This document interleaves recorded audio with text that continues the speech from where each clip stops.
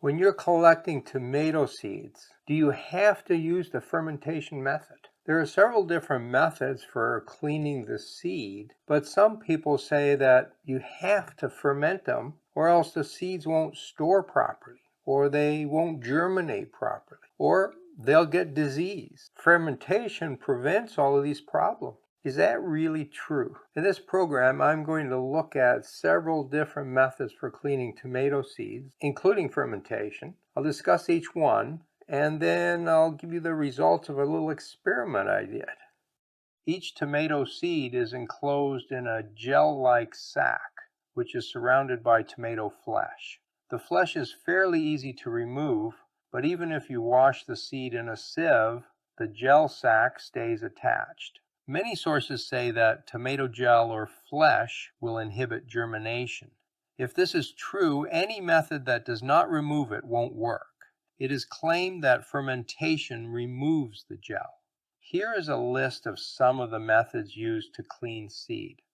Method number 1, fermentation of tomato seed. You scoop out the seeds from a ripe tomato and let the mush sit for 48 hours. Some people leave it a week, but that will reduce the germination rate. The resulting mush, which now includes a lot of mold, is washed and the seeds are dried. This is probably the most popular method on the internet, and it is also promoted by some government sites. Method number 2, rubbing tomato seed. This method does not really have a name, but rubbing is quite descriptive.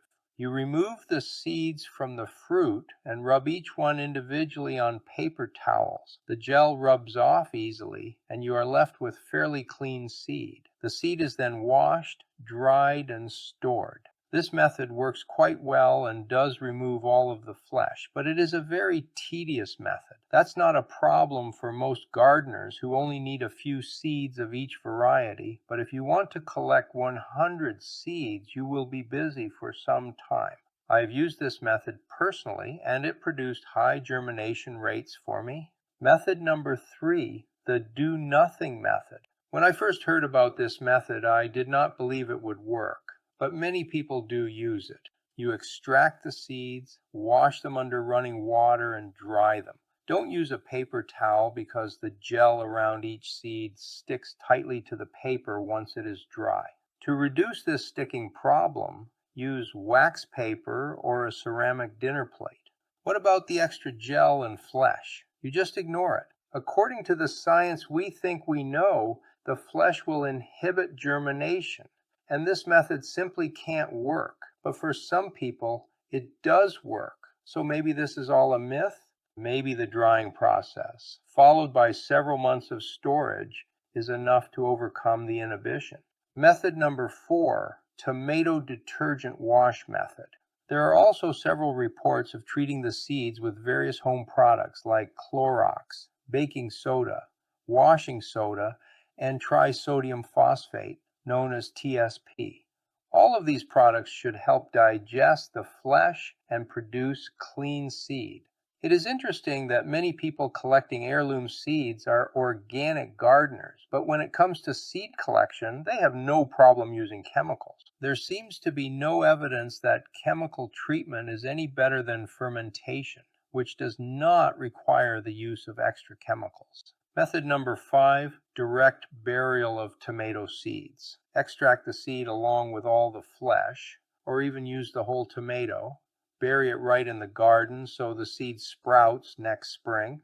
I am sure this works to some extent since I have seedlings popping up in the garden every spring, but it's not very practical in my opinion. What about diseases? Does fermentation reduce diseases better than the rubbing method? Fermentation can destroy bacterial canker and other seed-borne diseases. The rubbing method will not eliminate diseases that are on the surface of the seed. If tomato canker is an issue, fermentation should last 96 hours at a temperature of about 18 degrees Celsius or 65 degrees Fahrenheit. This long fermentation can cause injury to the seed, but is offset by a reduction of disease. Late blight is a major problem with tomatoes, and as far as we know, the pathogen does not survive asexually from one season to the next on dried tomato seed.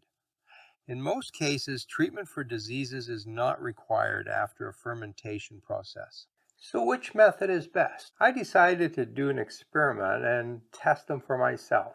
And I looked at 3 of the more common methods: the fermentation method, the rubbing method, and the do nothing method. Now I ran this experiment with 3 different cultivars: Golden Treasure, Golden Gem, and Early Girl. And here are my results. I really didn't find any difference between the cultivars. All 3 methods produce seeds that germinated 100%. So leaving the gel on seeds isn't preventing germination. All 3 methods produced seedlings and they all grew well. There was no difference between the methods. And I didn't see any fungal growth on any of the 3 methods. It's pretty clear from these tests that leaving the gel on the seeds will not cause you a problem. It won't prevent germination of the seeds. Once it's dry, they store just fine.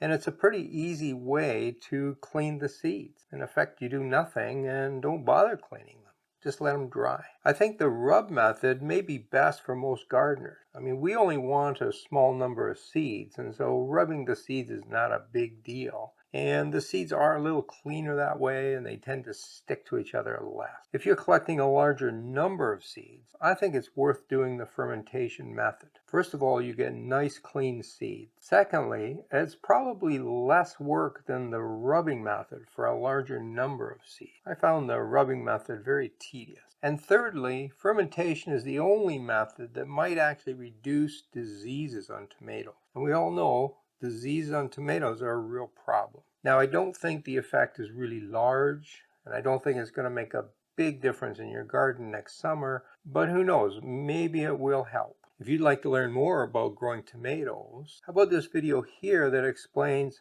how much fertilizer should you be giving to your seedling? And once you're growing tomatoes and they're green and they're not ripening, what's the problem and what can you do about it? Well, that's explained in this video right here. Happy gardening.